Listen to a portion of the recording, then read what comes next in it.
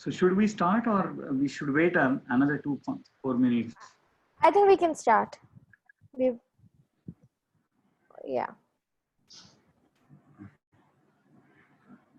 I think it seems student lost the interest. Last time it was too much heavy PPT.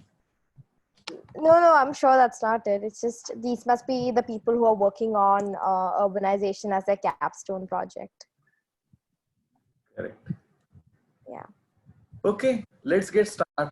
Last time somebody asked about value capture financing, which I hadn't covered.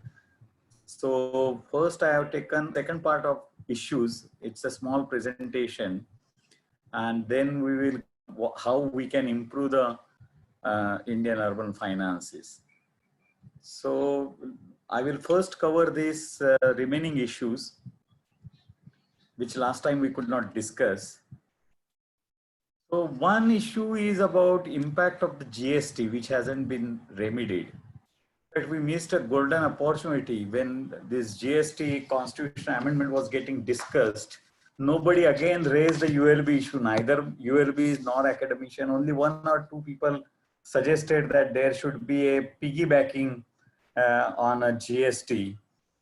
Because what has happened, GST has subsumed many of the taxes like octroi, entry tax or account-based octroi was introduced by Maharashtra government, advertisement tax, that all have been subsumed.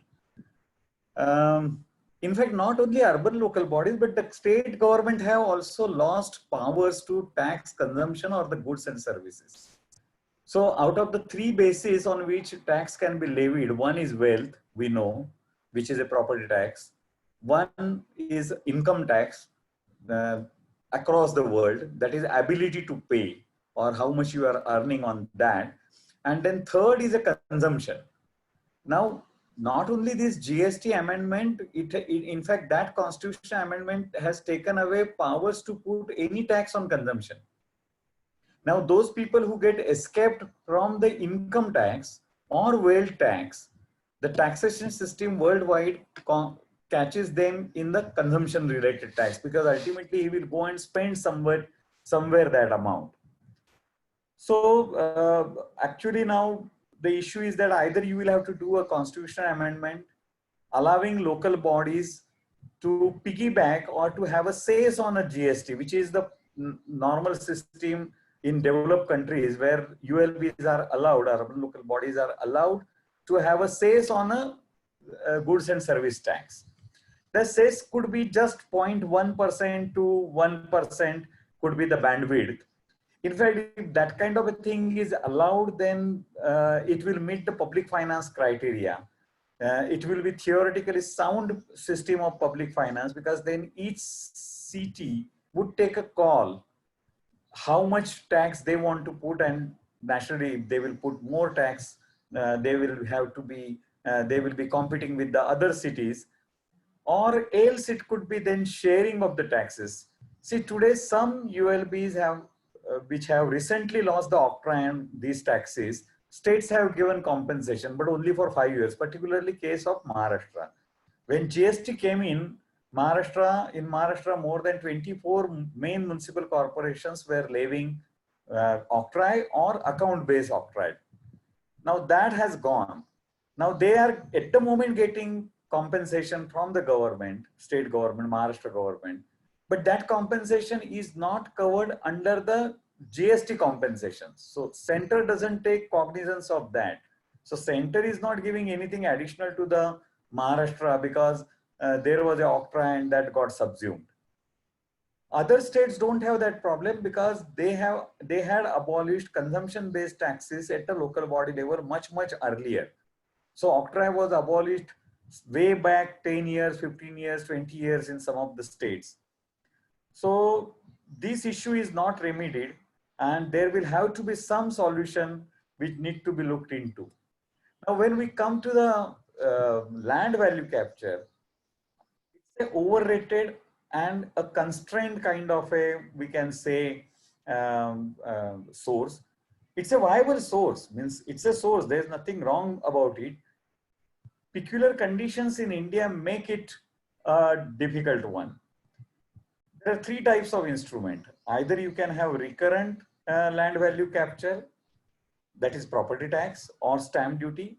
Stamp duty would be one time. Recurrent, there can be incremental finance taxation or incremental finance tax financing for a particular area.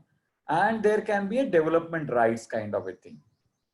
But unfortunately, barring large cities in the states like Maharashtra, Gujarat, and Andhra Pradesh, LVC revenue streams are non-buoyant and inadequately tapped. Though Government of India has brought in that policy regarding that very recently, but still issue is that all we are banking is on a real estate. Underlying concept in LVC is that because government carries out urban infrastructure project, these urban infrastructure projects invariably increase value of the property. So because it leads to the increase in the value of your property, land and building, or only building, whatever you have property. So government has a legitimate right to get some share of it.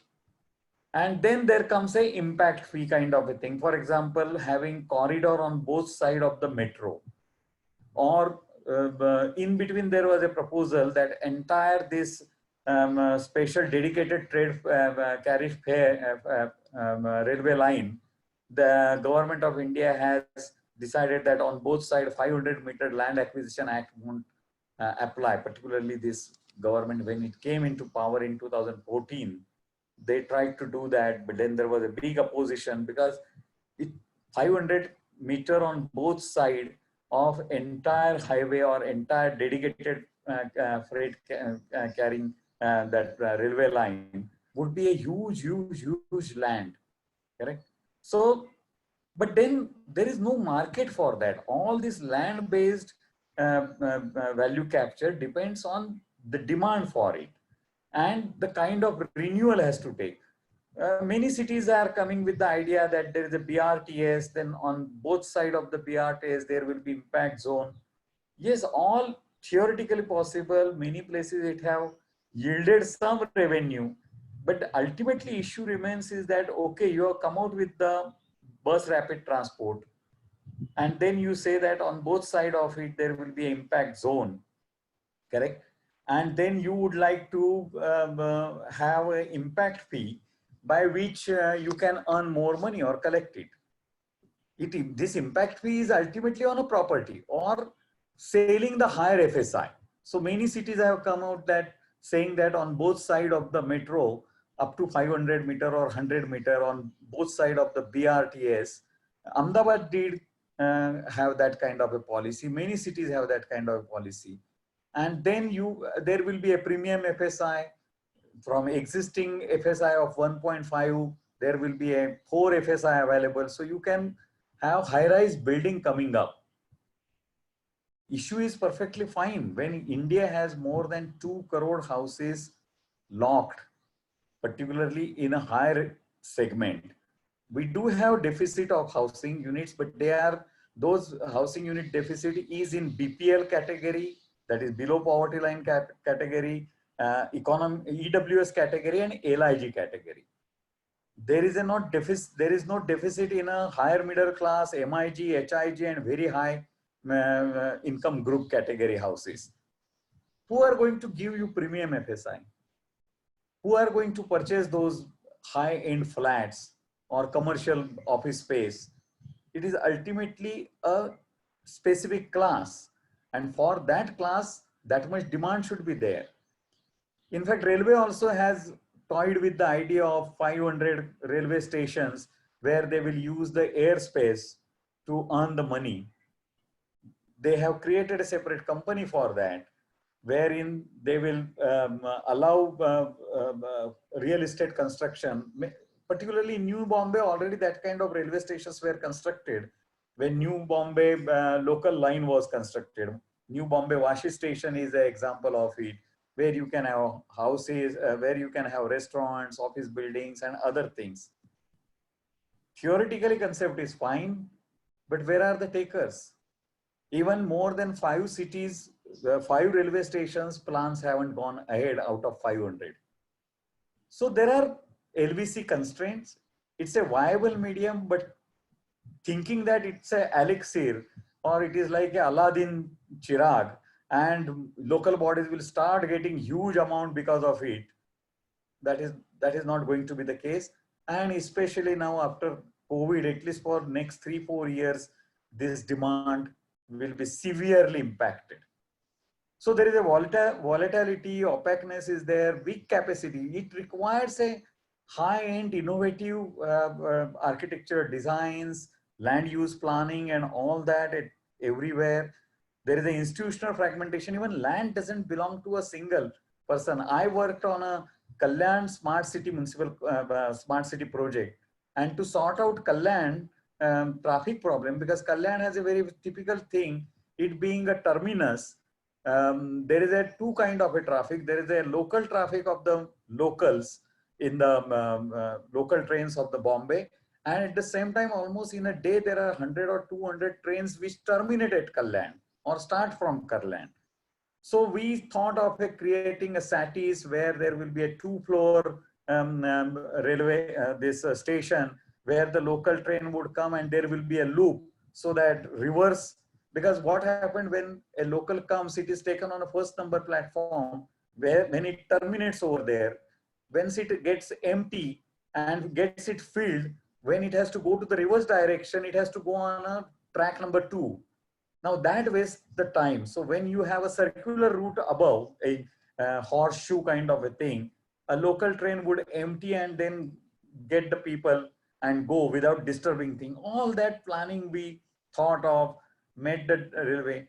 But outside the railway, because there is a railway property, outside the railway land belongs to the another person. Then there is a property belonging to the city bus stand that belong to the MSRTC. So many complications. There is so much institutional fragmentation that making an entire cohesive plan, you will have to deal with. Then there was a court also. There was a police station also. So such a fragmented kind of a thing that taking that land and working out a holistic transport plan was a nightmare. Anyway, these slides, I don't want to go in much in detail, but somebody had asked. So there are different kind of land value capture mechanisms. As I said, recurring would be in fact, property tax itself is theoretically a best land value capture. And as I earlier said, we ourselves are not exploiting the land, the property tax. In fact, property tax can be increased 4 times without actually increasing the property tax rates.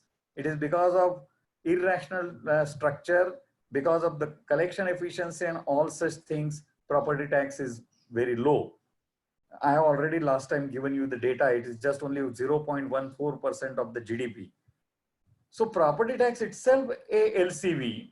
Ignoring that, we are going for, many cities are not taxing vacant land. Again, a vacant land is a LCV. Tax incremental financing is that place where when you develop a particular area or you bring special development to a particular area, you can put an incremental taxation again in the form of a property tax or an impact fee for a limited time period. That can be called a special benefit tax. In fact, in India also that concept is pre-independence time. Municipal Act have concept for the special benefit tax. Unfortunately, we are not using whatever provisions are there. And then we go on talking of the new, there is nothing wrong, but we just go on showing showing the possibility of the things which we haven't employed. Anyway, for your understanding, then development charge is there, which is a part of a urban planning process. Betterment tax is there, and the impact fee, which could have been utilized under smart city mission or area-based development. And finally, asset monetization is a sale and lease of land. So land banks, but how many cities have land banks, or wherever they have land, that land has got encroached because we didn't protect it. And there comes so many difficulties when government want to sell the land. So many difficulties deciding its floor price and everything. Similarly, sale of development rights and premium FSI. Premium FSI will get consumed only if there is an effective demand for real estate. You may say that, okay, you are in position to construct here 50-story building. I am giving you the FSI. Just pay me the more money. As a municipal body, you can say. But the developer would come forward only if he sees that there will be a demand, and if he construct a 10-story or 50-story building, people will purchase it. So I'm sorry to interrupt, but Yes, I have a yes. question. Sure. So in land value capture, you mentioned that the increment in the value of the property or any such thing will be reinvested. Is it reinvested just by the government, or does the private players or the public also have got a role to play in it, No, no, in no. the development? Yeah, yeah. The logic is that because your property value will go up as I carry out a infrastructure development. I constructed a metro, or I constructed BRTS, garden and all that. Your value accrues to your property. So what, as a government, I am saying that I will put more tax on you. That is in a form of an impact fee. It will not be a permanent. I will say that, okay, I will be spending 500 crore to develop your area, and for 5 years all the properties will have to pay X amount more every year for 5 years. So I try to collect that value from you, which results because I carried out infrastructure development, but it's a accrued value, it's not a realized value. Your property may change from 10 lakh rupees to 50 lakh its value because it is near the metro station. But your ability to pay may not go up. You may be earning same salary. That gets realized only when you sell that property. So your house, your flat, if you sell, which earlier was 10 lakh, you got 50 lakh, but then there is a government which is sitting, take that money away in the form of a stamp duty. State government, there is a stamp duty. Stamp duty is precisely on this capital accrual value. The difference between purchase value and the sales value and the capital profit you made. And having got this money, the proposal is that I should again reinvest into infrastructure. But my point is that there is a less chance, or there is a less potential of you getting that extra money. Sir, but then that particular problem is not, I mean, you said that the capacity of the person to earn still remains the same, even though there's an increase in the value of his property. So how is the government responsible, or the person responsible how is the government even responsible then to collect the increment value? Because, yeah. No, see, it's a logic, my logic as a government. Why I take income tax from you? You are able to earn not only because of your capacity and your talent, but because whatever ecosystem I create as a government, you get a job, you earn so many kind of facilitation as a infrastructure I do. So as a government, I tax you on your income. Similarly, when as a government I carry out infrastructure development, see, your property value goes up not only because only depreciation or inflation. It goes up because earlier when that area is underdeveloped, you had purchased a flat. Slowly and gradually parks come around it, cemented roads come around it, there is a water availability, then there is a connectivity, metro comes in. All that results into increment in your value of your property. So as a government, first thing I have given is a tenure right. Nobody should trespass your thing, law and order. That's my basic thing. Against that, you are giving me property tax, fine, and other taxes. But then whatever increment happens to your infrastructure, your value, is because of my efforts of improving that entire area, connectivity and all that. So I should get it from you. Now there are different ways of doing it. I can put a enhanced property tax, or suppose there is a free land, correct? And I give more FSI. In a normal circumstances, you would have been able to construct say 1.5 FSI. Means if you have a plot of a 1000 square foot, you you can construct 1500 square foot. I come and enable you and say that here you can have a 4 FSI, means in all 4000 square foot construction you can do on a 1000 square foot plot. Why I am intensifying that density? Because I also want to earn money, and also people should be close to the transport. So read the TOD policy of government, the logic transit oriented development. It's there on the website. So I would, as a government, from point of view of also mobility, I would see that more people should stay around the BRTS corridor which I have created, metro corridor I have created. So I give you more FSI, by which as a developer, you will be able to construct a high-rise building, and you will be able to sell more flats. So what I say that I will give you 1500 square foot as a free FSI, and rest of the 2500 FSI will be available, not compulsorily, voluntarily. If you want to construct, you will have to give me a premium and you have to buy that FSI. Correct? So you get a right to construct additional 2500 square foot. But if you are a developer, you will take that 2500 square foot additional permission only if you are confident of selling 4000 square foot of the area which you will be constructing. So it depends on a real estate market. It depends on an effective demand for it. So my point is that even if you create a supply side mechanism, see, allowing extra FSI, giving you the concession is a supply side initiative, increasing the supply. We have kept our FSI or floor space index low, and we have made our cities to go circular. Our cities are horizontally expanding, which is a very detrimental from point of view of the climate change, because it is doing a encroachment over the green field.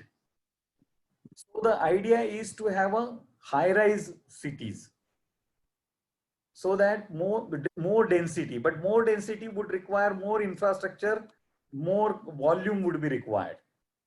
So issue is that even if I as a government create the supply, I need the demand, effective demand, and there is a dearth of effective demand. That is what I'm saying.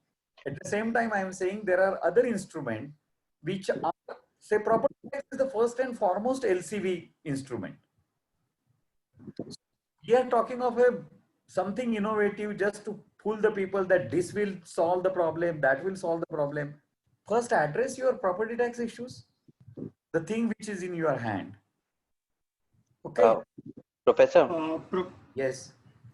Professor, so your point about these property tax and other innovative way of doing financing for the ULB, but in most of the urban areas, the problem really comes that a major part of the city is unauthorized. So, and people really don't pay up taxes then because of all these, when you say about, the property tax and other kind of taxes that we are saying, people are not going to pay taxes in terms of the land that they have occupied because they are not authorized. So how in the Indian context, when most of the cities are unauthorized in some or the other way, we can deal with this kind of a problem?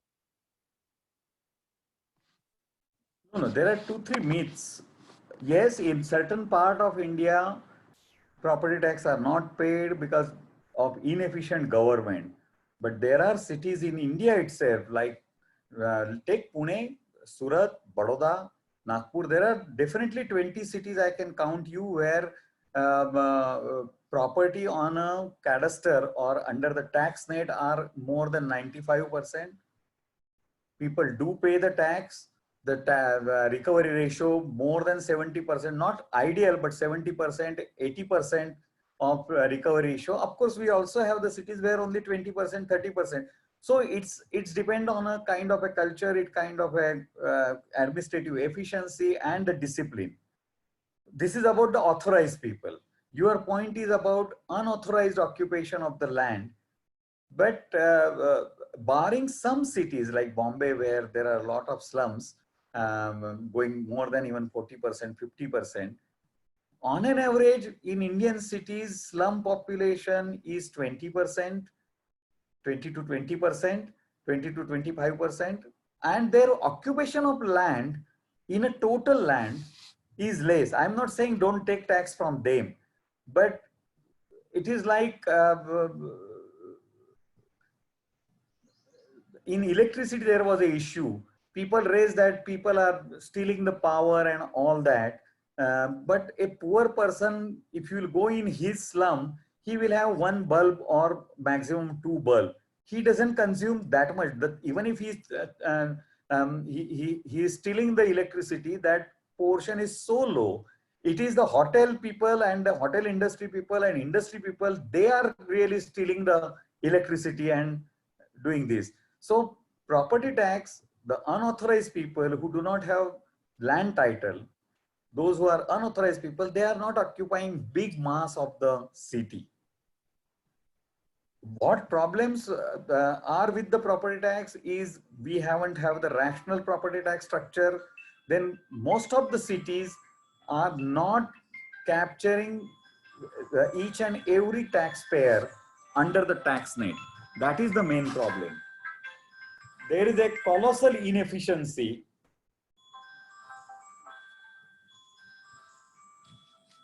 One minute, huh?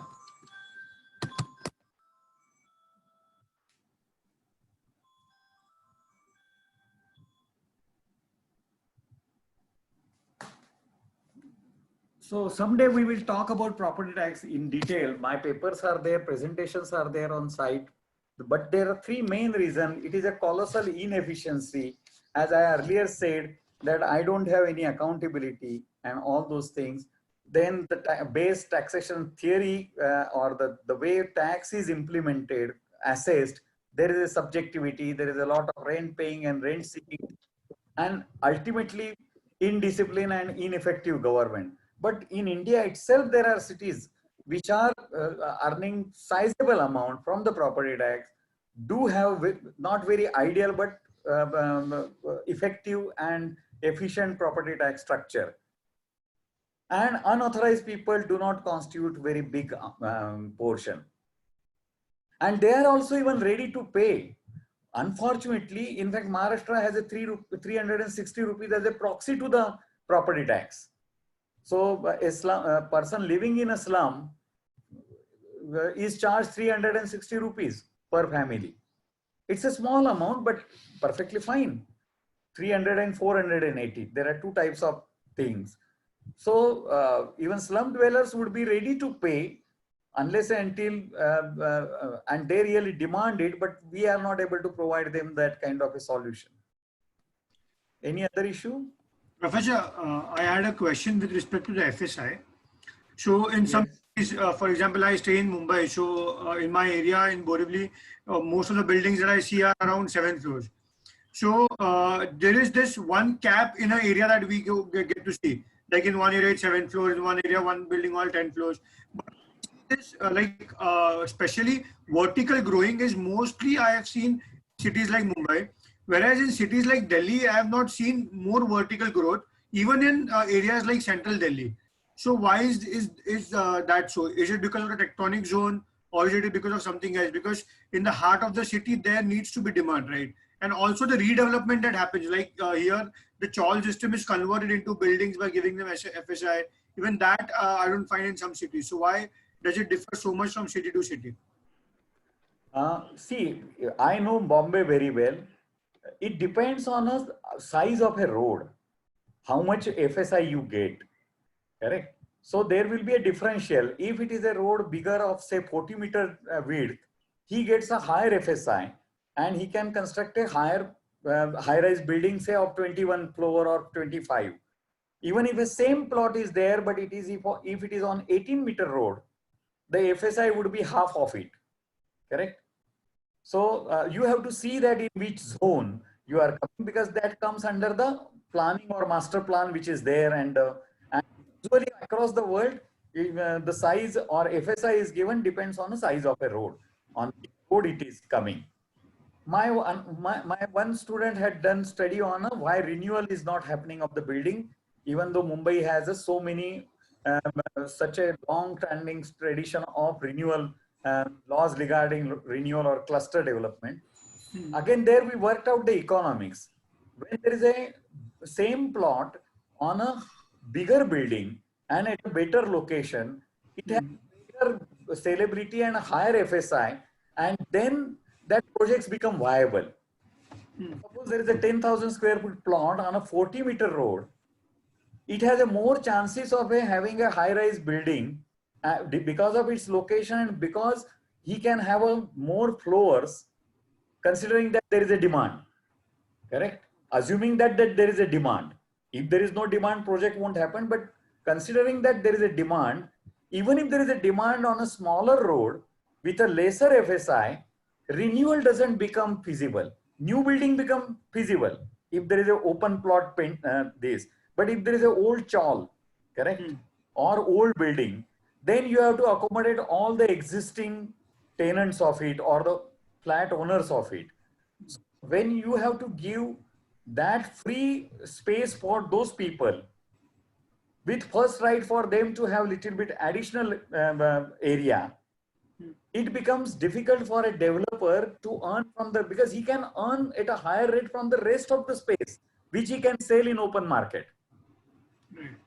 And because of that, only Dharavi project which was announced of constructing, giving the TDR, and the private people will come and will construct the free houses for the poor, and he gets the space for, it was way back 1996, there was a chief secretary Afzal Purkar. He come out with this scheme, and at that time only I had said that this scheme is not going to work. The simple scheme was that in 5 years, 10 lakh houses will be given to the urban poor free. And how that will be done?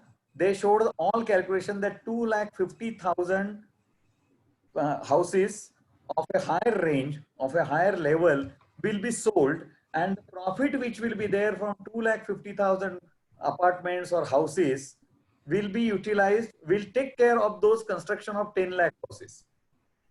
It sounded so well, everybody was gaga on it.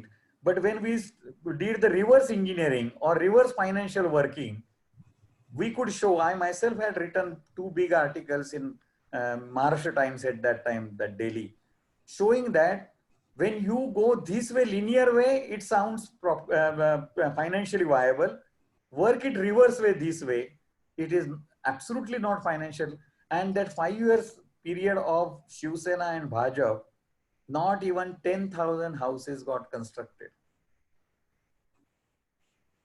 The same concept, that person will get right to construct, he will get the land. What he has to do is only put the slum dwellers in 7-story building, whatever he will vacate there, he can construct the towers.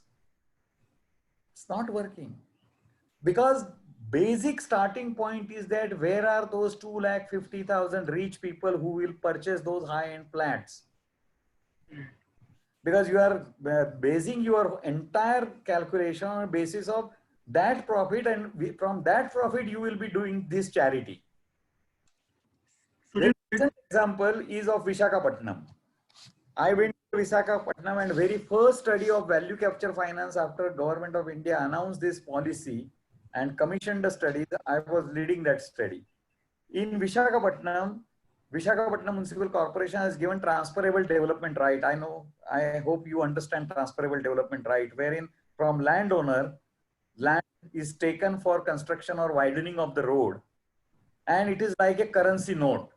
Suppose I have taken your 1,000 square foot land, then you have a negotiable TDR of 1,000 square foot, which you can sell to any developer, and that developer can use that 1,000 square foot permission to build wherever his project is.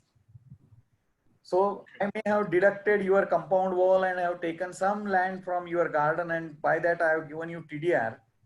The bottom line as of today, that those TDR which I had given permissions, landowners were not able to sell, and developers are purchasing at a 50% discount price.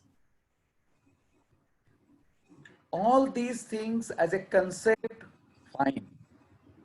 to some extent, some places, depending upon the market condition, locational factors, all that, it will work. But it cannot be an order of a day. The property tax can give you a sustainable everyday revenue. Correct? LVC instrument can't give you. Many a time they will be one time.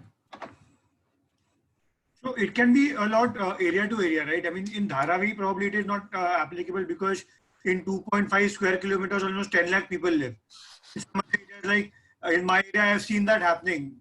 So it depends from the area to area as well. No, they have given area to area. And take my word that whatever TDR, that concept has worked only in Bombay. It hasn't worked at other places. In fact, the best urban renewal policy or housing renewal is in the Bombay. Skill development is not happening, not to the extent it should happen. First thing, we Indians are not ready for renewal. People tend to stay in the old house, but will not demolish it, correct? And go for renewal. Renewal happens only when really it is not. People even die in those houses. They collapse. But so urban renewal process is very slow. Secondly, ultimately it boils down to the demand.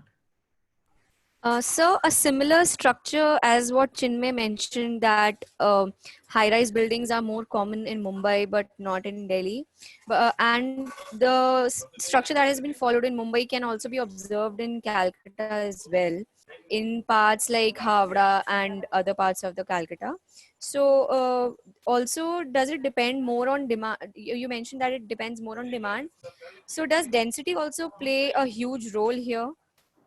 Because both of these cities are high on density. So what do you have to say on?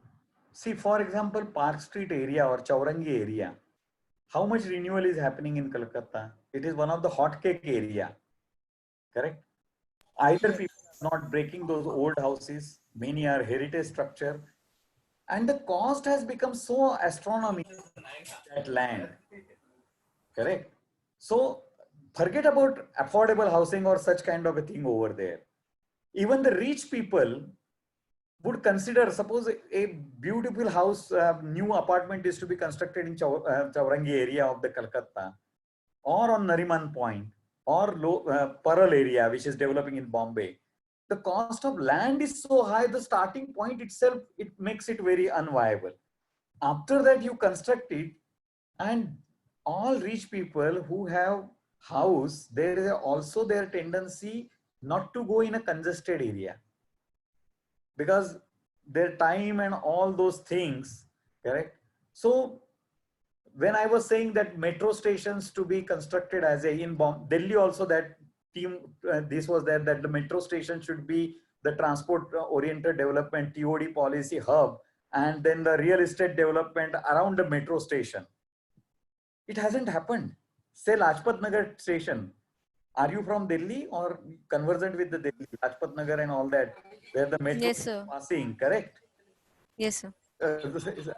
High-rise building all of a sudden hasn't come.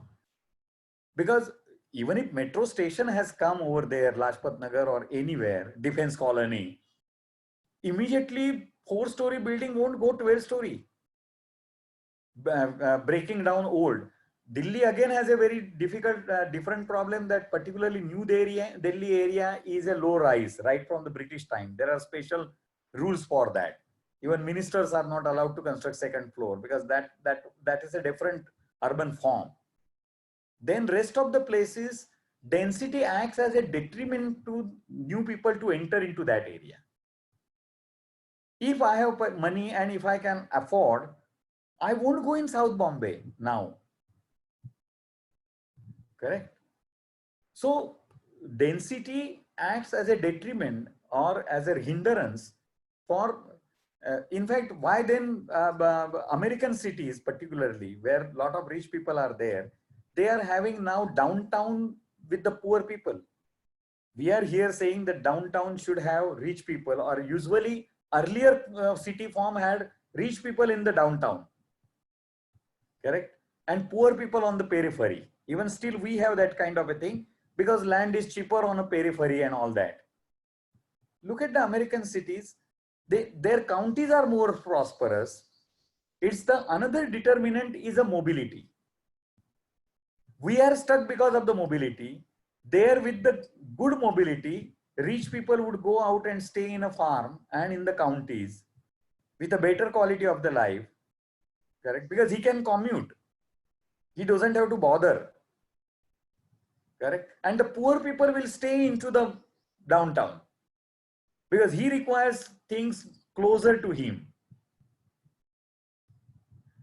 So that's true. My slums Like, come up.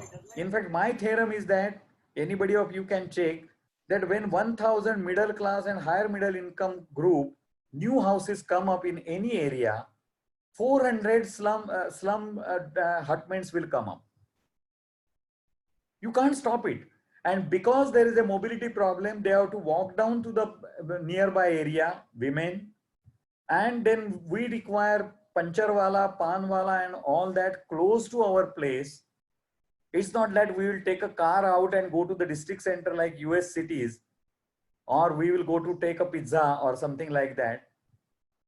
If 1000 people, high-end families move, I'm not saying rich people, I'm saying middle class and higher middle class people, anywhere new apartment or this cluster would come, slum will come around it of 400 houses. Because you will require drivers and there is no space for them. And there is no, he can't stay in Noida and come and do kachra pota or jhadu pota in your house in South Delhi. That's impossible. So naturally nearby that new township which will come, whatever new this will come, they will come and stay nearby it because you provide them the livelihood. But you and me and the government don't provide for them the land.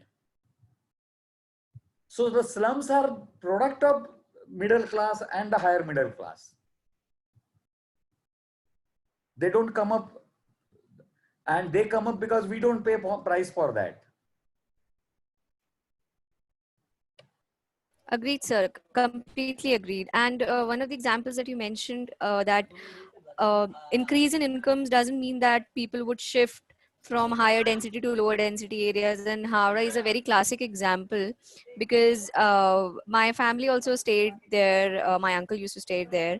So now they've shifted to lower density areas. So, but still there are very affluent families who've continued to live there, especially Rajasthani and Marwari societies that have been living there for over years now.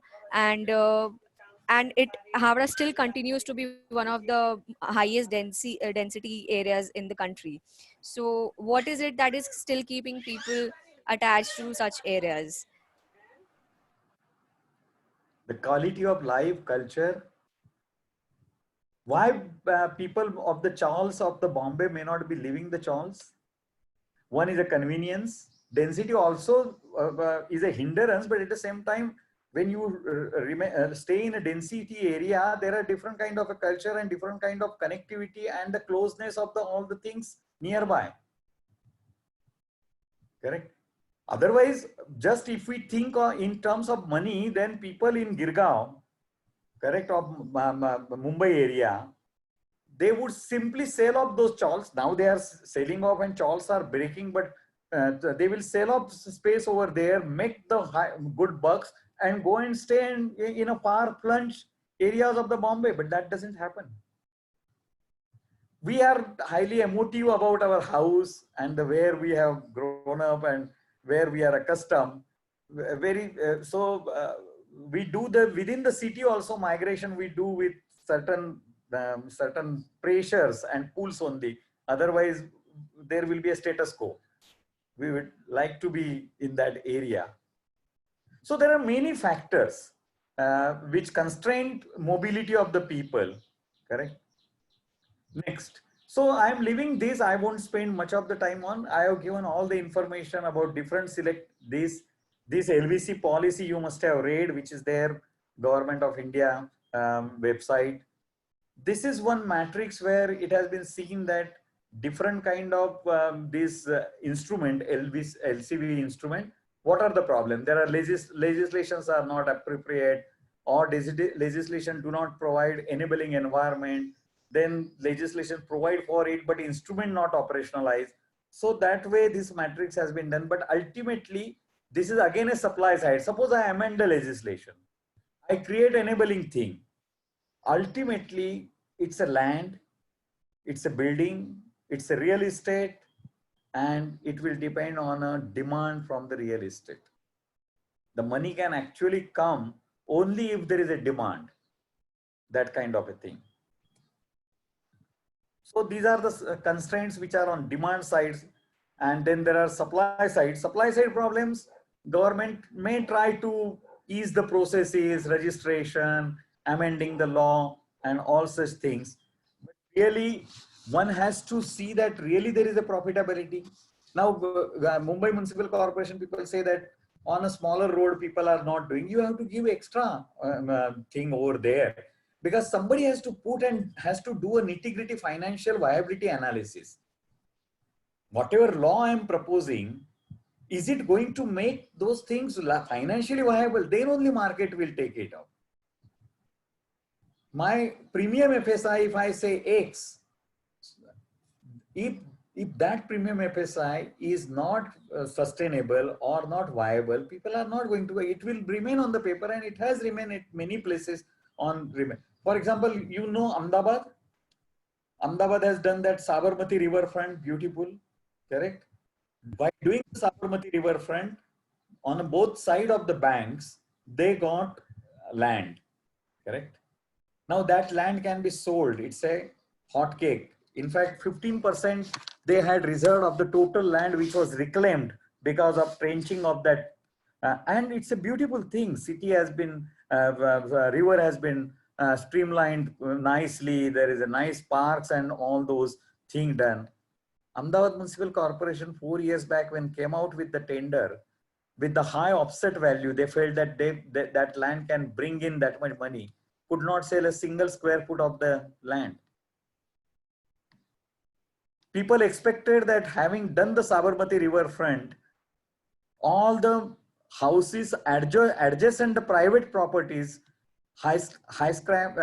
skyscrapers would come, visit Ahmedabad. I have been visiting 30 years. Hardly 10% change has happened. Nobody has demolished earlier it is now right on the bank of the city. From your house, you can see beautiful that river and riverfront. No, that kind of a renewal hasn't happened, even though higher FSI is given. So there are constraints. I'm not saying these instruments are not viable. You can't overrate them. At the same time, I do agree that they should be in place, which were not there. For example, I welcome LCV policy. It was not there. Whatever legislative impediments are there, restrictions are there, should be removed. So you complete your supply side initiatives, but don't bank on it that the thing will just fall in place and huge money will come. Problem of, with the government announcement is that they are putting forward in such a way that now all problems are solved. Smart cities will come and our 100 cities will become like a lighthouse. In fact, all the smart cities, you can look at my paper, I have calculated, and it shows that only it is going to help 3.5% of the area of that city. We will be creating ivory towers. We will be creating islands of 3% of the area in that city. Would that city become a lighthouse? But no, the announcement is just selling the dreams. And of course, the government should do that, selling the dreams to fool the people. That's their job. But we have to be very clear when we look at those things. So I leave with this presentation. Almost it's over. It is going to be with you, and all of you are of very high standard scholar, high rank scholar. So you will certainly pursue that, and you will be able to go into deeper analysis of it. Let us now coming back to the our main presentation today, second part of it, where we will go into how to improve Indian finances. I had raised issues last time. I said that these are the issues. Those 10 and today I added 2. So there are 12 issues with the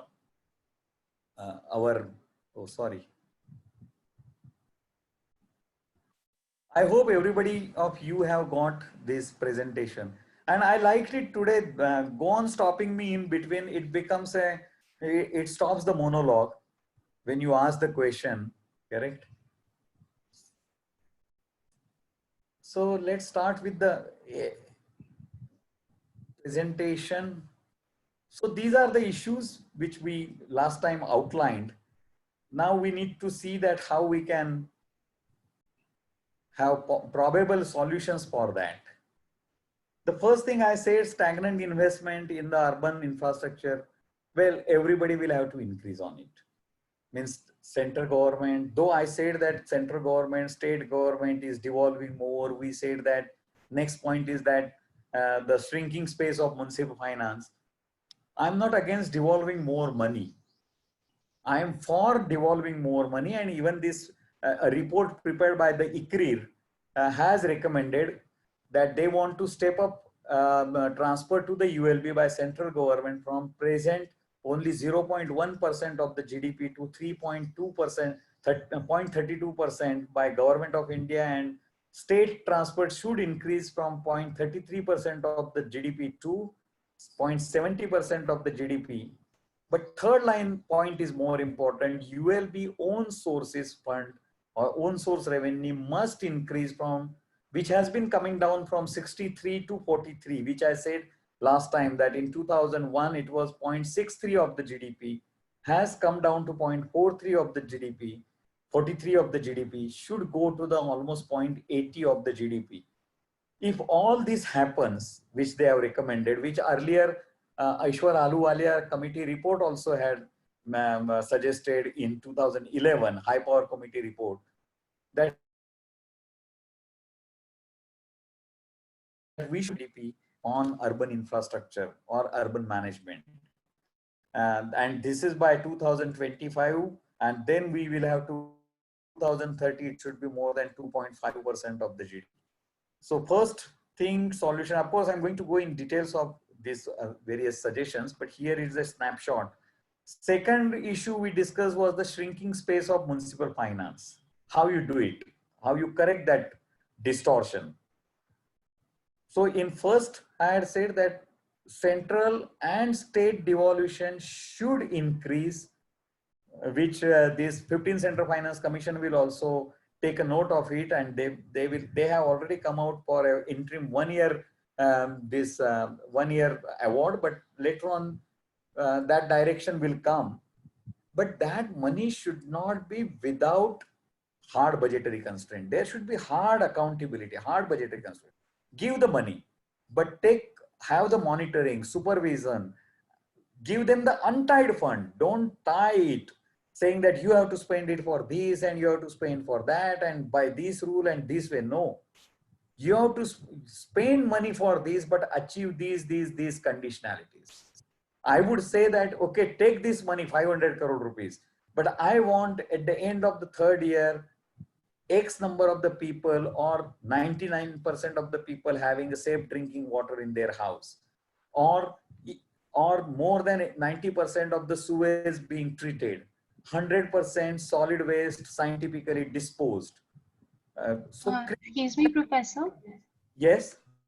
Sorry to interrupt. I just wanted to ask you if one were to say articulate this in somewhat a more policy-based, outcome-centered words, would you say that the way we're looking at urban financing policies right now are more process-oriented rather than being outcome-oriented?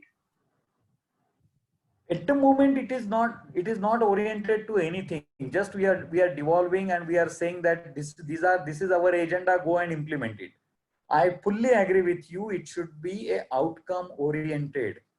Give freedom to the local bodies.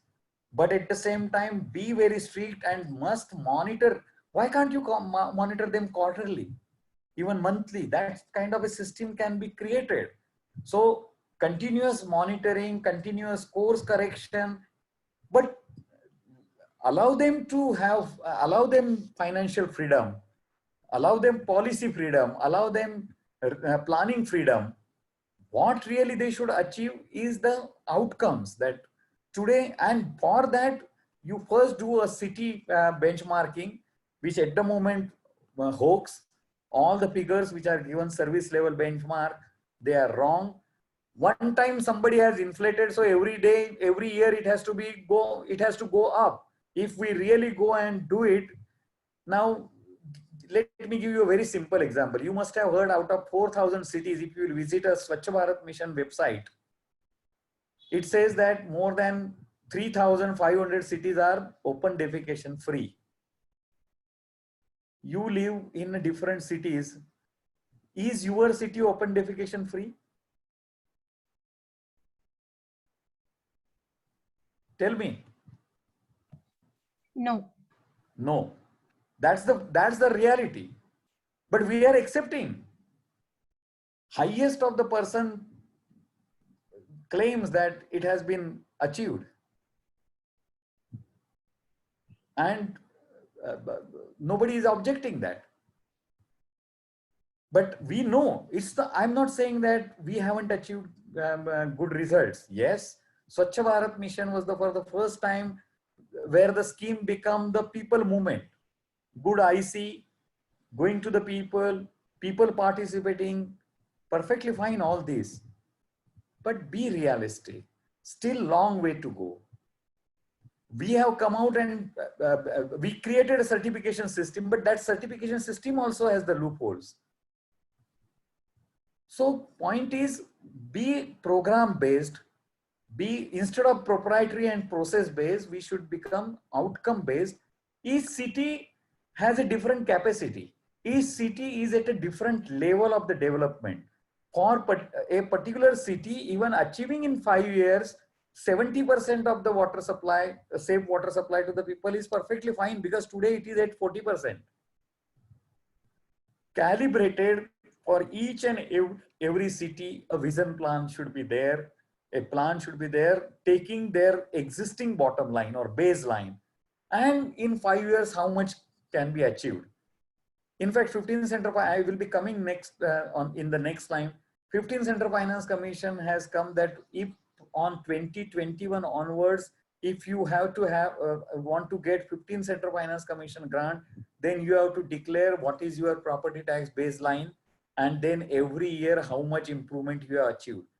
Somewhere that is the real kind of, that is a correct kind of a beginning. We need to make it, link it to the performance outcome, rather than just saying that take this money, go and spend, and you are not accountable. I won't ask you anything. So coming back to the second point, shrinking space of municipal finance need to be reversed. No doubt about it. By giving additional resources in the hand of ULBs. If required, see, if we can do a constitutional amendment in 24 hours, we can bring it and pass it and approve it. We can do that for municipal finance.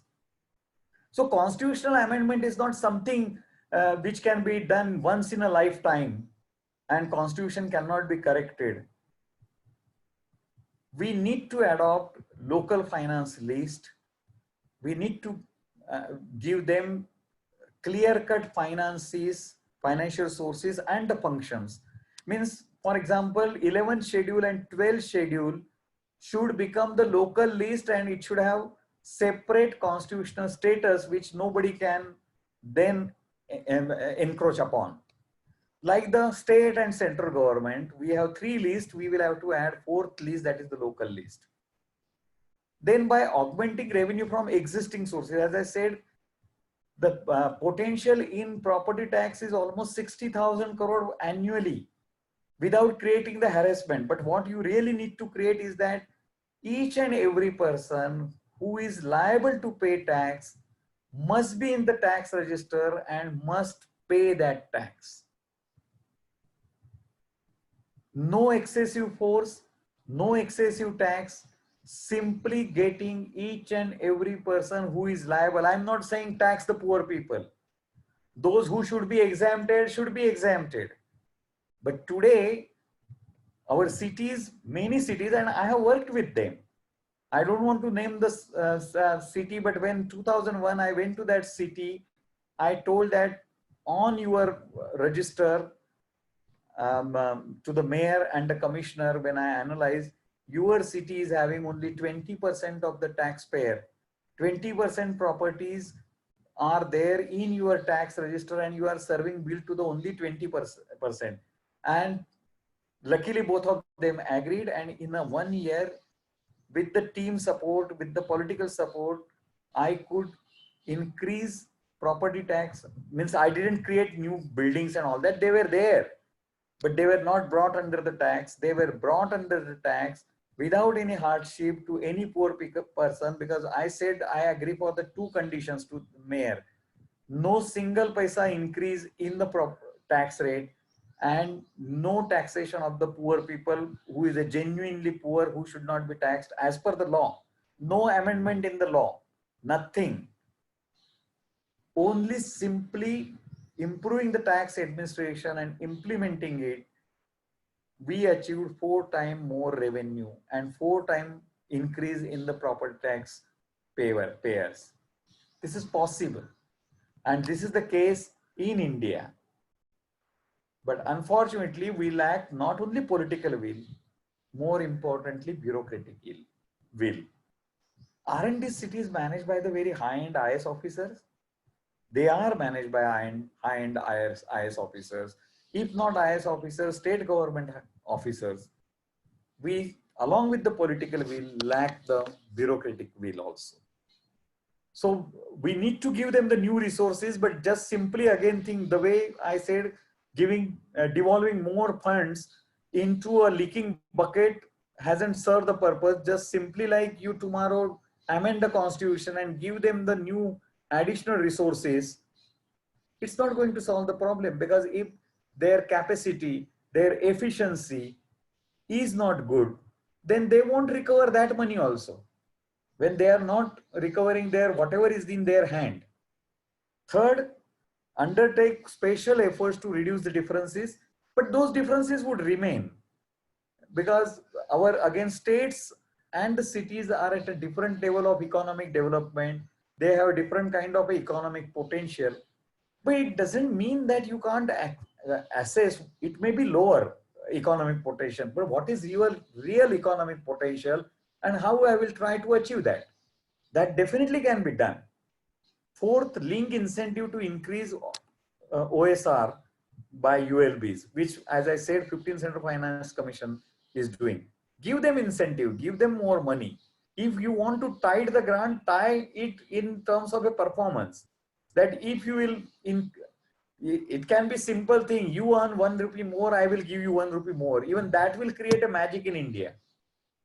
Instead of giving all the 2 rupees, government can say that whatever increment you will bring in your local revenue, will match it by similar amount. So measures number 1, 2, 4, and then rest of the measures later on would create the creditworthiness. Nothing else required to be done much. Automatically, if your income is more than your expenditure, your operative account becomes sound, and you have an operative ratio, say 0.7. If you bring it, even if not 0.7, even 0.8, you become creditworthy. So it is basically changing the operative ratio, and that can happen by getting more funds, but accountable manner, linked with the outcome. Secondly, giving them more resources. Before that, making them capable, forcing them to optimize revenue from the existing resources. Once that discipline comes, that culture comes, if you give them new resources, those resources will also be in a safe hand, in an efficient hand. And when you link your your grants to the create an incentive structure for increasing the OSR. OSR need not be always from tax sources. It can be non-tax sources. In fact, municipal bodies can run commercial enterprises. Take simple example. In fact, across the India, municipal bodies manage more water supply than all the mineral water companies. Across the India, the average rate per kiloliter municipal potable water which you and me consume is around maximum around 20 rupees per kiloliter. So in 20 rupees we get 1000 liter of water, and we pay 15,000 rupees for 1000 liter water, or 15 rupees per liter for that mineral water. In fact, each and every I have estimation that 120 ULBs can capably run mineral water plant, because they manage big. For example, Pune manages 1000 MLD water supply for the city. Every day 1000 MLD. Ahmedabad, Surat manage some 700, 900 MLD. Can't they manage some 100 MLD mineral water plant? There is a knowledge, but lack of vision. There is 1,000 times profit. Look at, I am selling, because of the political compulsion, other thing, I am selling 1000 liter of water at 20 rupees for residential, and even for commercial. To the industrial, we are selling 60 rupees or 70 rupees for 1000 liter. That's fine. Even if I charge 5 rupees a liter for mineral water, I will be getting 5,000 rupees per kiloliter money I will get. So my point is that some commercial outlook, corporatization, corporate outlook, entire that capacity has to come. It cannot be the kind of only government style of working. Take the Gujarati, this wherever possible, earn legitimately. By legitimate means wherever possible. That I think that coding is there in their genes, that is in their chromosome. That message nobody teaches them. It is there. Unfortunately, other people lack that. Let's come to the second set of these issues which we had earlier noted. ULBs are not leveraging debt financing. As I said, first thing, bottom line is a credit worthiness, but then there is also shying away phenomena. I said that in fact, top 20 cities can raise 71,000 crore of commercial financing. Their cities need that development. They have capacity to borrow that much, but are not borrowing and depriving city and the people of infrastructure and high quality infrastructure or urban life. So we have such kind of municipal bodies where a special program can be done. They should be pushed. They have capacity to score 90% mark. From present 50%, 60% level, they need to be pushed to 90%. We can create a separate kind of incentive structure. Giving under smart city 100 crore to Mumbai is a nonsense. Smart city is not a scheme for the Mumbai Municipal Corporation. Last time I mentioned that their only public function expenditure would be 100 crore in a year, correct? Or in a very typical Hindi film style, we can say that utna to main paan chaba ke kha ke dal deta hu, like that. So we need to have a different kind of a program. We need to. So you would have heard some laughter if this were a real class. What? I said you would have heard some laughter at that if Yes, this were a real class. No, here I have to be very sedate on this. One thing, as last time I said, I don't like much, at least some of you are visible. Otherwise, this becomes a monologue.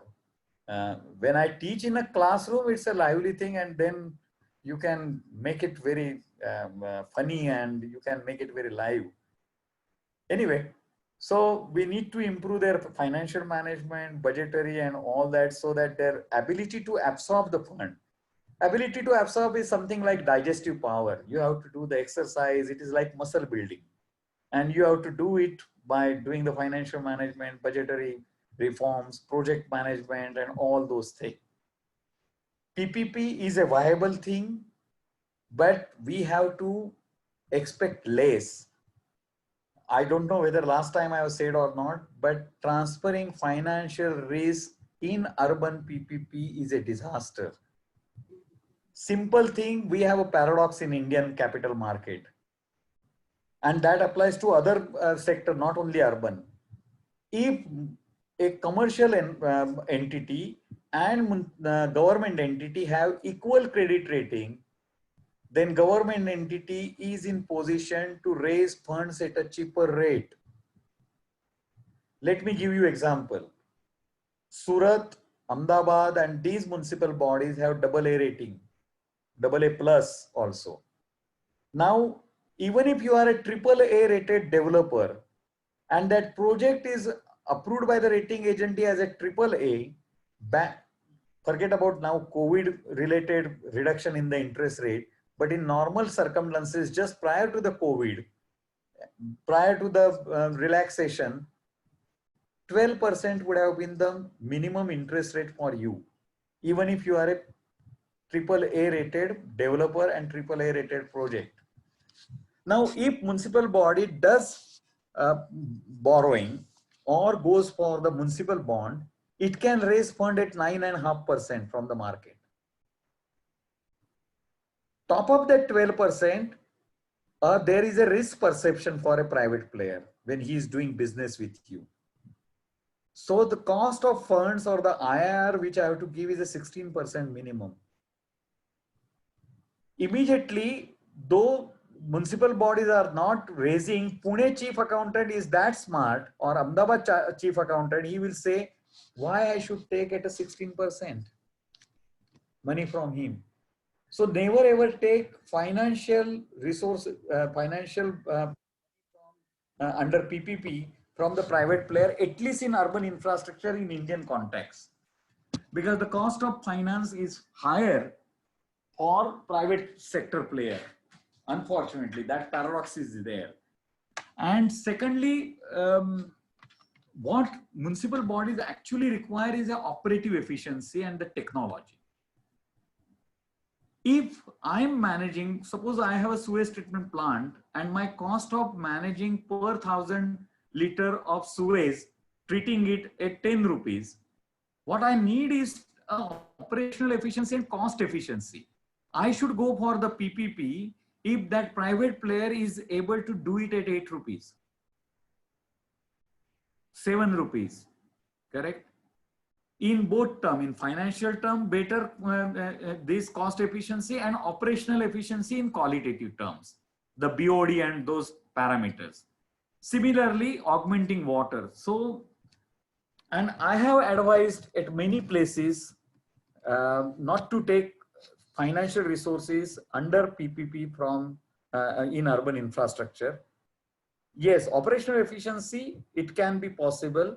You have to bundle this, and then in PPP, do not expect too much. In fact, if you will see, there is a document available. Mysore Municipal Corporation had given this job of managing to the JUSCO, which is again a Jamshedpur company which manages the Jamshedpur water supply.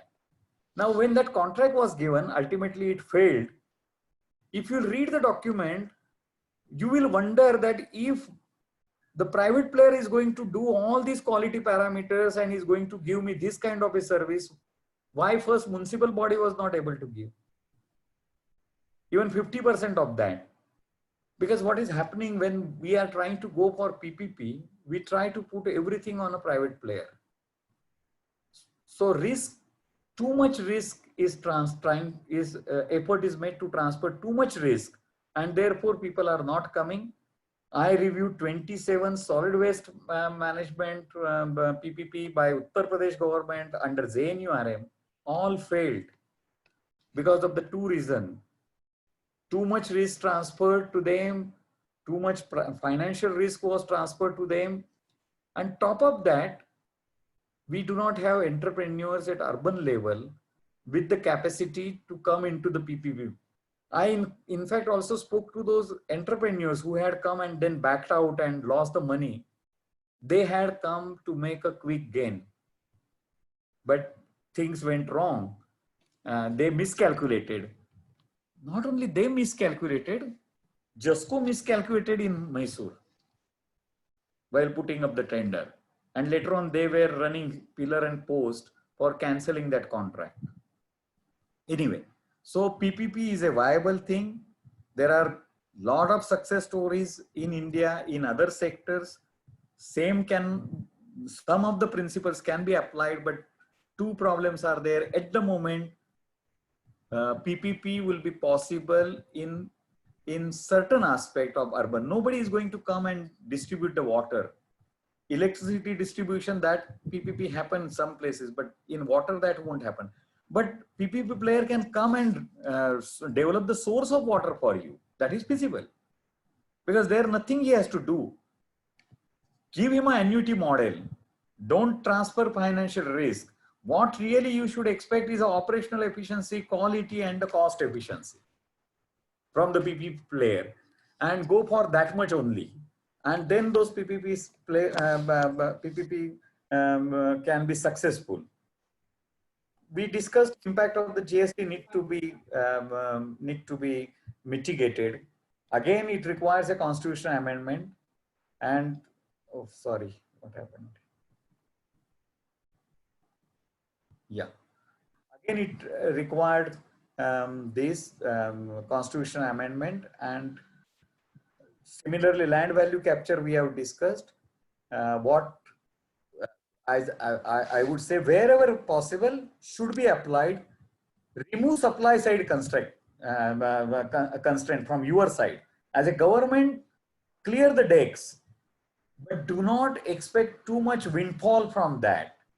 Wherever it is going to happen, it is going to happen on the terms and conditions of the market and the demand. But it should not deter from you correcting the supply side dynamics. Whatever legislative changes, whatever enabling frameworks you want to create, capacity, do all that. Only thing is that do not sell the dreams that it is going to, it's a magic wand and will solve all the problems. Finally, we develop sorry FRBM, financial accountability. sir, Yes. but I have a question. Yeah. Sir, I got cut in between due to bad network. Am I Okay. audible? Yes, you are audible. Hello. Yes. Sir, you you are mentioned audible. that raising financial resources under PPP is not feasible at all. Is it because the interests that are high model?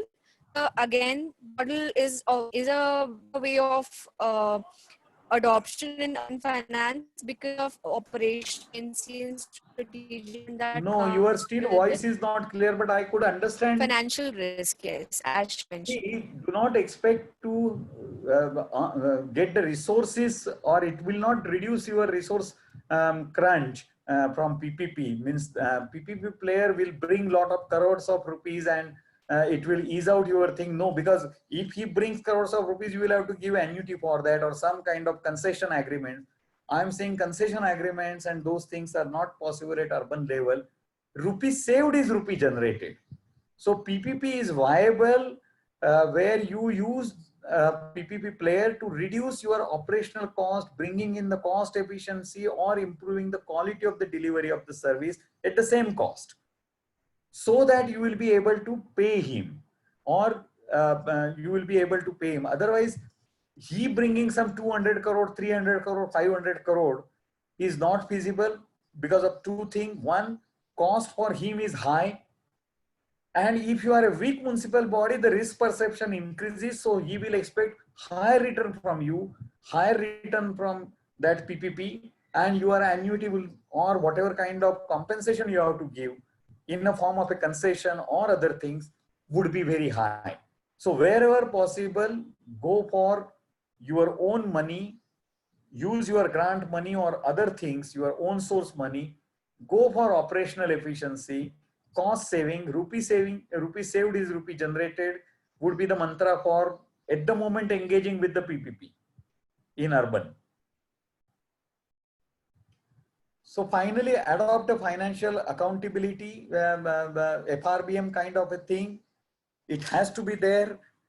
It should be developed for that level. So as I said, give untied fund, and last, the narrative should be of a decentralization. One size does not fit all, and not particularly in India. Each city is like a different living person with a different personality. So treat the cities with the respect. Treat the city like a human being or a living thing with the constraints and with the special abilities with him. So the way we nurture the child, central government and state government should nurture the cities. City leaders also should nurture the cities the way parent and the entire society nurtures a child, then child develops into a young person and then a very mature, good adult, knowledgeable person. So similar, we need to all develop the personality of the city instead of killing it. Each city is a different, and therefore one size fit for all will not apply. So at the bottom rock of all these should be decentralization, believing in decentralization, believing democratic these things, sustainability, increased devolution. It should be untied, believing in their democratic right, but with very hard budgetary constraint. In a sense, it is totally linked to the outcome and achieving the desired results and desired changes in that personality of that city or the character of that city. This slide I could not complete, but in the top, the figures are about going from 1% of the GDP to the 2% of GDP, and then municipal own revenue going it from 0.043 to 0.07 state. But this is the potential of the property tax. This is again measured by for the 15th Central Finance Commission by the ICRI report. So it's almost 3 times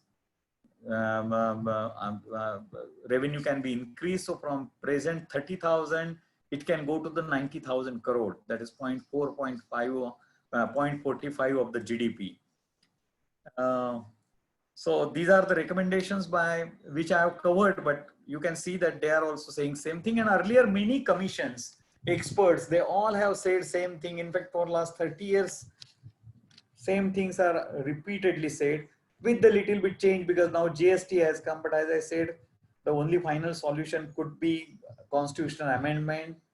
You need to have, today it has become as one leg structure at a municipal body level, that municipal body is having tax on a wealth only. They do not have any income tax. They do not have any consumption based tax. So that distortion, that single stand kind of a structure need to change, and it has to become a broad base. In fact, Venkat Chalaya Commission was appointed by Atal Bihari Vajpayee government for review of the constitution. Even they had said that introduce the local list. Originally, yesterday I was telling one of your colleague or the scholar that right way back in 1988, National Commission on Urbanization had first time said that there should be a local list. Central Finance Commission transfers are slated to grow. This year itself, they will be giving 30,000 crore rupees from existing 20,000 crores. So they have increased 10,000 crore. I'm coming to 15th Central Finance Commission in next slide. This is also a good suggestion, National Commission to set the standards for the municipal services and expenditure. We do not have service level benchmark. That initiative was started in JNURM, as I said earlier. And I think I mentioned this last time. CRISIL had prepared. We had, and then that 40 service level benchmarks were selected, but that has now gone to the back burner and nobody is talking of. We are talking of a livability index, but we are not talking of any financial index of ranking the cities on the basis of their financial performance and on the basis of their service delivery performance, how actually they are doing. There is a need to rationalize state transports. At the moment, it is ad hoc, many places. We need to go for a formula base, so it brings the transparency, it brings the accountability, and it becomes the clarity to the ULB that how much they are supposed to get, how much money they will get, and that would increase their financial planning. From project-based present grant structure, it need to move towards the program-based, or at the most we can say outcome-based. There is a professional tax which has been appropriated by the state government. It actually belong to the pre-independent times to the local government, but state government has taken away this. Also in constitution for last 30 years, the limit is only 2,500 rupees. It should be increased. Again, it will require a constitutional amendment that has been suggested for many times. Then assignment of a local entertainment tax. Again, entertainment tax has been taken away by the state governments. They do give some grants against that, but actually that entertainment tax should be with the municipal bodies, or that entire proceeds should go to them. Similarly, sharing, these are the suggestions. This form in the condition I said, no, increase their resources. I said that after 1994, that is 74th constitutional amendment, in last 25 years, not a single new resource has been given to the municipal bodies. In fact, for that matter, way back in 1882, Lord Ripon, who for the first time gave a charter. Charter means wherein he said, that is called Charter of Local Finance or local bodies. That charter said that these functions municipal bodies will do, and these are the taxes and the fees municipal bodies will be authorized to raise. So Lord Ripon issued a charter because he was a viceroy of the India. So that was like a presidential order saying, in fact, not a single new tax in the list of 1882 issued by the Lord Ripon. In last all these years, we haven't added a single new tax to local bodies. Rather, we have taken their many taxes away. OCTRA has been taken away, professional tax taken away, motor vehicle tax taken away. Then this entertainment tax taken away. So actually it is the state governments, because after independence, when our constitution got framed, local bodies are creatures of the state government. State government can kill them, do anything with them. Local governments do not have independent status in our Indian constitution. Indian constitution only says that there should be democratically elected body at a local body level. And if it is suspended or its term ends within 6 months, state government shall ensure that again a newly democratically elected body comes into the power. But constitution does not say what powers to be given, what functions to be given, what financial sources should be given. Because urban government and urban local bodies are in the state list. And when they are in the state list, even central government can't do anything. It can issue the advisories. It can give the grants, incentive grants to the state and the local bodies, but it can't do anything, any law, any rule with regard to the local government. So then there are, these are the suggestions which I was discussing, which I have summarized this report, and I agree with them. So it says that there should be assured devolution. We discussed that. There should be similar assured devolution from the state. I have added that it should be linked to the very specific outcome with a accountability, transparency, and with outcome linkage. Then own revenue increases are possible mainly through the property tax. That is what they are saying, and they have showed it. User charges should be increased. At the moment, they just on an average recover 20%. Of course, there are cities which recover even 100% of the cost, O&M cost. It's not like that we have to look outside or towards the developed countries for such success stories. There are certain cities which are recovering 100% of their operation and maintenance cost of water supply and sanitation due to some positive circumstances which they have with their city, or and with some efficiency and with some reforms. Unlocking land value becomes possible through transfer of town planning function to the urban local government and use of levies. Today, that is another problem. When I said LCV, LVCs are ineffective because LVC, the main thing is a land, and land belongs to the development authorities, not with the municipal bodies. So all these measures would improve the credit worthiness, and then you can go. Then there are other, these are 15 Central Finance Commission recommendation interim for 1 year. Most important, as I said, it has increased by 29% grant. So 14 Central Finance Commission grant was 20,000 crore per annum, or little less than that. It was 87,000 crore in 5 years. So you can you can divide it by 5, 87,000 crore. It is less than something around 18,000 crore, but it has now increased to the 30,000 crore. They are coming with a now new special focus that they have selected 50 million plus urban agglomeration, which also include the smaller ULBs as a part of urban. And these urban agglomeration would get 9,000 crore out of this 30,000 crore, and rest of the ULBs would get 20,000 crore. With that will be 50% tied and 50% untied.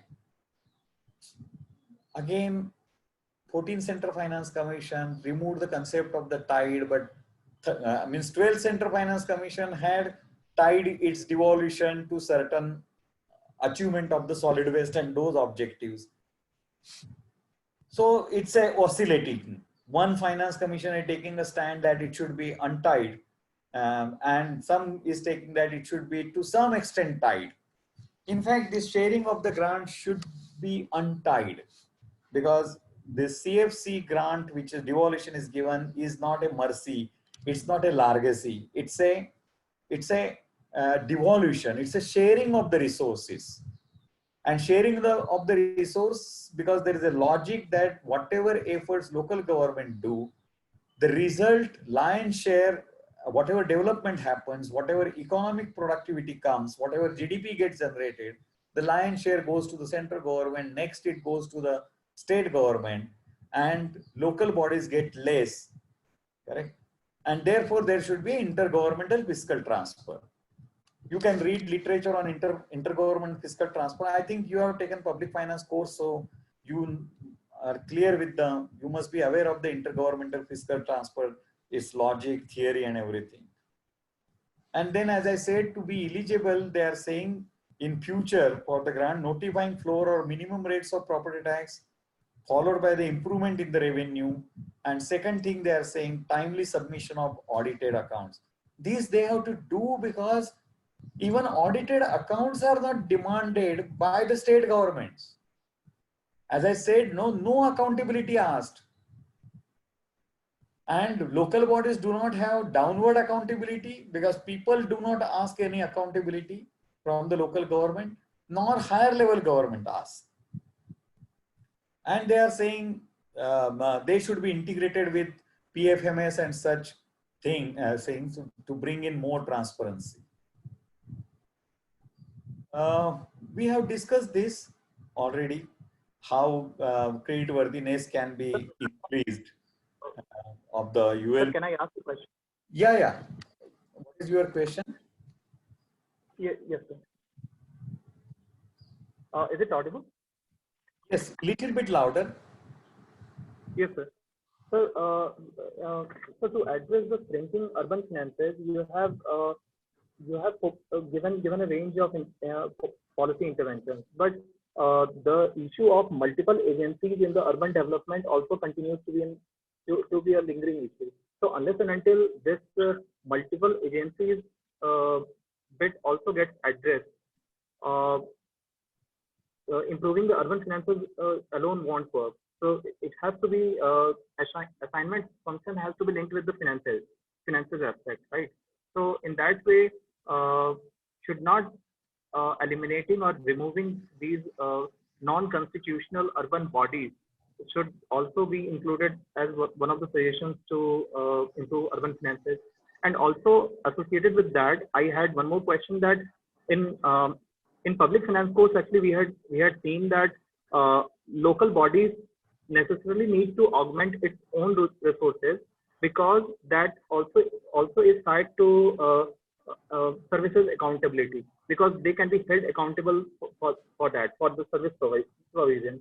So in that case, urban bodies ability to extract the amount doesn't matter as much, as long as they are actually involved in the process of ensuring this horizontal accountability, right? So yeah, that's what my question was. Correct. I do agree that institutional fragmentation should go down. I rather agree first thing that no new institutional fragmentation should happen. So government should stay away from the parastatalization creating, but unfortunately in smart city we got 100 SPVs created. I have prepared a new paper which I will be happy to send, how it is against the democratic decentralization, transparency and all that. Creating those SPV has resulted into institutional fragmentation, and in case of more than 50 cities, actually the SPVs have more resources and autonomy than the urban local body itself. But coming back to your suggestion, first thing is I would go for putting Bangalore Municipal Corporation on a right track, making it efficient rather than merging Bangalore Water Supply Sewerage with it. Because first thing, Bangalore Water Supply Sewerage Board is not in profit. It will not bring financial resources to it, correct? First, what is important, later on after 10 years, when Bangalore Municipal Corporation becomes stronger, becomes healthier, it can be unified. But at the moment, wherever that fragmentation has happened, there are separate institutions. One should not hurry up to merge them, because unfortunately, the municipal bodies do not have capacity. First, whatever we discussed or whatever recipe we are saying, by that original municipal body should be made stronger, credit worthy, efficient, accountable, transparent. Having achieved all this, saying if you achieve all this in 5 years, that capacity happens, then you merge those institutions which were created and which hived off functions of the municipal body. So one should not go for at the moment merging of the institution. That will not result in any good for any resolution. Rather, it will create more chaos, because whatever way at the moment they are doing, wherever they are, that means separately Bangalore Water Supply Sewerage Board or Chennai Metro or Hyderabad Metro Water Board, their performance should be improved, and their original municipal corporation performance should be improved, and then the merging could happen. What really should not happen is a new institutional fragmentation. No more institutional fragmentation in other cities where it is not there. Okay. So for improving leveraging of the resources, as I said, has to be a programmatic response, create specific policy and regulatory enablers for borrowing. It is not like that everybody should borrow. First correct your operative account.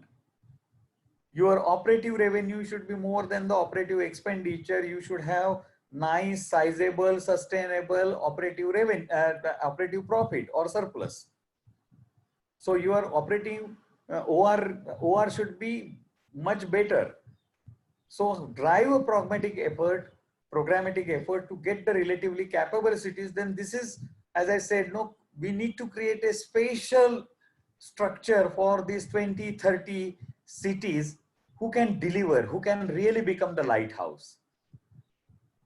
Find out those, there are another, to my estimation rough, there are another 40, 50 cities which can be, with 5 years effort, can be made very good credit worthy cities. like this top 20, 30 cities. So if we look at a credit universe, credit rating universe, then around 40 cities are good, with little bit hand holding, real kind of a financial reforms. The 40 cities are credit worthy. Another 40 cities can be added by very structured program of capacity building and improving their finances, and through financial reforms. All and they are listed here on the slide. You can read them. So that could be the strategy, and these top 80 cities would really change Indian situation, because more than 60% of our Indian urban population stays in these cities. So if you can really put 80 cities of India in order and make them credit worthy, efficient, almost you will be able to address problems of the 60 to 70% of the urban population of India. This is what I'm saying, get more ready cities ready and diversify means of debt financing in all the municipal bonds. Enhancing PPA, already I have discussed that tangible gains in operational efficiency are critical to my mind. Do not go for, or do not expect that by going for PPP, you will be able to solve your resource problem, CapEx problem. No, not the CapEx problem. You can solve your OpEx problem, and use PPP strategically to reduce your operational cost, to improve cost efficiency, and to improve the quality of the delivery of the service, which will increase the satisfaction of the people with the improvement in the quality. So again, here also there has to be a programmatic efforts, hand-holding support, financial backstops, and effective regulatory safeguards. I think I would stop over here. I know I haven't covered all the measures which can be taken to improving Indian urban finances, but in the first lecture, whatever issues my mind are there with the Indian urban finances, I have tried to give answer for that in this second lecture. So I am through from my side. Whatever questions you have, you may please have. Sir, may I ask a question? Yes, please. Sir, can you please explain the distinction between different bodies, urban bodies? For example, there is UIT, Urban Improvement Trust. Then there is some development authority, Jodhpur Development Authority or Ajmer Development Authority. Then there are municipal bodies, municipal corporations, and then parastatal bodies also have come up. So this institutional fragmentation actually has happened due to several reasons, maybe some historical factors and some operational and autonomy factors. So to understand that this institutional fragmentation doesn't happen afterwards, what are the necessary conditions which need to be fulfilled so that at least the autonomy aspect of ULP could be maintained? Improvement trust are pre-independence kind of a thing. British time, they were similar to the development authorities what we have today. Say Howrah Improvement Trust or Bombay Port Improvement Trust. They were prior to the independence. At that time, those improvement trusts were again for carrying out the improvement projects. We should have closed them or converted into development authorities. Development authorities or planning authorities are under the Town Planning Act. Essentially, Town Planning Act, a planning authority is for doing the land use plan of the city, correct? Now that urban planning function should be with the local government. That is what Constitutional Amendment says. But as I said, no, Constitutional Amendment directly doesn't say that urban planning is a function of the local bodies. It's listed in that 12th schedule, but that 12th schedule is not mandatory to the state government. But urban planning function, there is a expert opinion, many commissions have said that should be given back to the local government. As I said, that can be done, but before that, urban local bodies capacity need to be enhanced. till that point, urban local body, development authorities and planning authority is only to plan the area. But then that act, that is the Town Planning and Development Act, provides them that they can undertake the development. So Jaipur Development Authority, Delhi Development Authority, Kolkata Development Authority, Lucknow Development Authority, all these development authorities, or in Mumbai there is the MMRDA, Mumbai Metropolitan Regional Development Authority, correct? Or Bangalore BDA is there, Bangalore Development Authority. All these development authorities are there to create the capital infrastructure. So in all these, most of the places, Jaipur, Lucknow and all that, they are bestowed with the development of the new area. Means they can plan. First, they are planning authority. So entire city planning, where should be, what should be there. So entire land use planning is by the planning authority. But when that planning authority has the development function, it basically developing the new area and handing over it to the local body. So maintenance come to the local body. Correct? The new area is developed. So Jaipur Development Authority or Lucknow Development Authority, you will see they will develop a new area, and then after some time they will hand it over to the municipal body, which will then take care of it. While it is with the development authority, it is development authority takes care of it. Third thing is that parastatals which are created. For example, Bangalore Urban Development, Bangalore Water Supply Sewerage Board. So water supply and sanitation function by municipal act is with the municipal body. In Pune, it is with the municipal body, correct? But in Bangalore or in Delhi, there is the Delhi Jal Board. State government came out with the act, took away that function from the municipal field and created a separate parastatal, and that agency is managing. So in our India, there are 4 places, there are city level parastatals. For example, Chennai Metro, Hyderabad Metro, Bangalore Metro, Water and Delhi Jal Board. Correct? Then there are state level water supply and sewerage parastatal, UP Jal Nigam. Now, or Maharashtra Jivan Pradhikaran, Karnataka Urban Water Supply Sewerage Board. Then there is a Tamil Nadu Urban Water Supply and Sewerage Board. What these parastatal do, they are state parastatal, and basically what state government did, the capex or the capital development, capital infrastructure projects of water supply and sewerage, because our municipal bodies are small, as I said, out of 4,500 municipal bodies, only 483 bodies have more than 1 lakh population, correct? And only 300 municipal bodies have municipal corporation status. So looking to the proverbial poor capacity, engineering capacity, states created parastatal in which this parastatal would lay the water line, develop water supply infrastructure for them, and then hand over to the municipal body to run it. So UP Jal Nigam does that.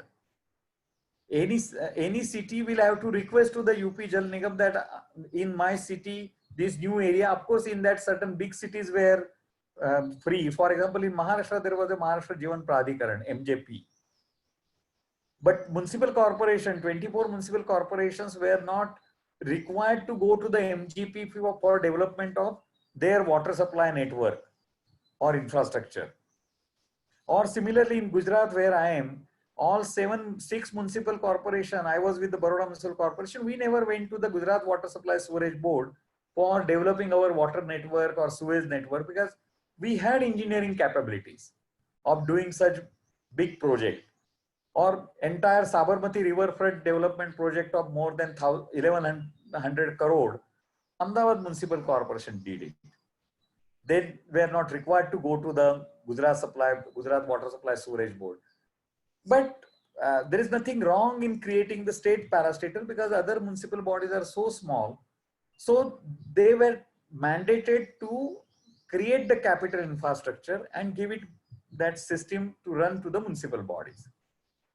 But there are other certain places, states, where public health engineering department, say in MP, in Rajasthan, they run. So the main department, the way there is a irrigation department, there is a public water supply department, there is a public health engineering department that runs the water supply and sewage system in all the municipal bodies of Rajasthan or in Madhya Pradesh. So we have institutional fragmentation, but therefore earlier also I said to you, today I'm not opinion that okay, public health engineering department should give away development and management of the water supply and sewage service to the local bodies of the Rajasthan or MP or wherever it is. Because over the years, they have never managed that service. Giving function is correct thing and they should be given, but it can't happen overnight. You will have to create those capabilities among them municipal bodies. But as a democratic principle, we should agree that the third level of the government should have all these functions. And where they do not have, slowly and gradually, one should move towards that. And it should not be taken away from the new municipal bodies. So that process of parastatalization or institutional fragmentation should stop at once. And with regard to the earlier fragmentation, slowly and gradually that fragmentation should come to end. I think these are the authorities at a municipal level, not any other authority. There exists a development authority, there exists a water supply, sewerage body, and there exists a, with coming of a metro has come separate authority, but metro dimensions are different. Some places local bus city transport is with the municipal corporation. Pre-independence type municipal law provided for the public transport with the municipal body, but again the capacity issue. In fact, not more than 50 cities in India have public city transport. Organized city transport, we do not have more than 50 cities. And in those 50 cities also, there are three kind of model. Either it is run by the state transport corporation, city operations, or there is a separate parastatal like Delhi Transport Authority, DTC, correct? Or best is there in Mumbai. So we have city level or there is a Ahmedabad Municipal Corporation where Ahmedabad manages the public transport.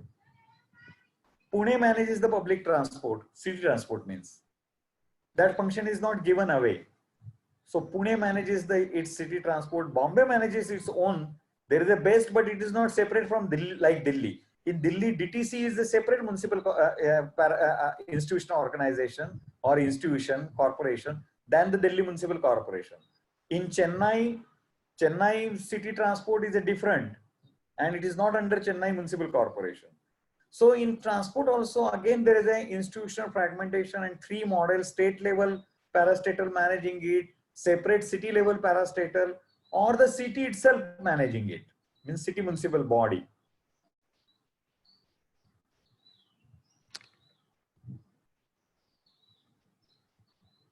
Sir, I wanted to ask a question. Like you give this example of how these gel boards can have this water treatment plants or mineral water plants. So any such, that was a nice innovation that you suggested. So any more such innovations that you had suggested in other spheres of municipal administration? See, technically any kind of commercial business, so long as you are able to do the profit. I remember my Baroda Municipal Corporation running successfully guest house for 50 years. It was a pre-independence era, but it was a low level hotel. But it was on a bank on a railway station, and we never made a loss in that. And also provided service. And under the sky, any commercial activity, so long as it yields the money, there is nothing wrong municipal body doing it. Correct? Why should not they earn?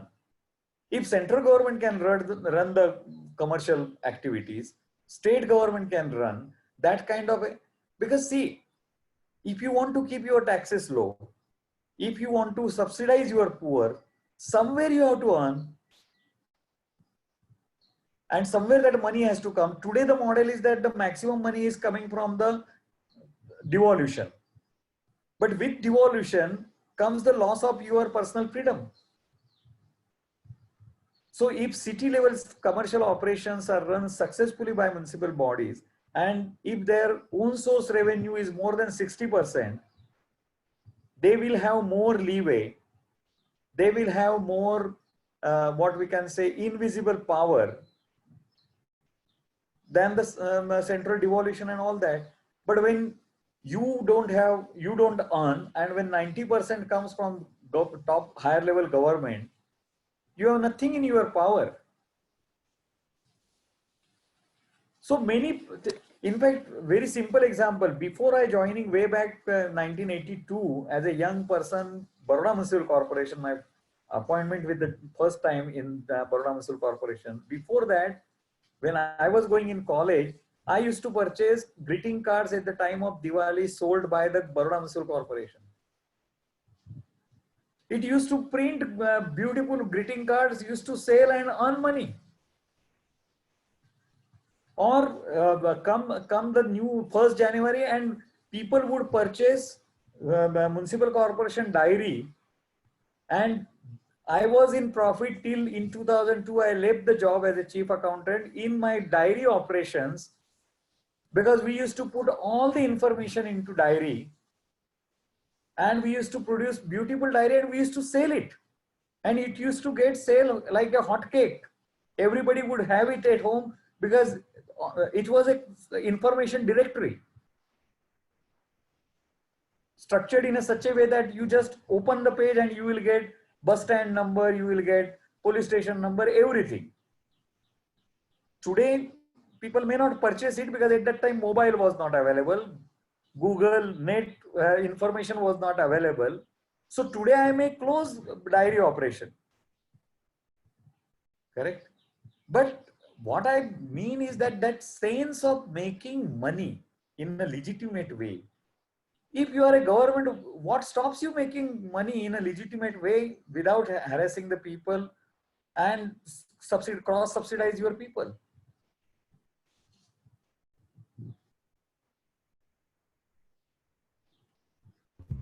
We'll stop here. It's a very long session.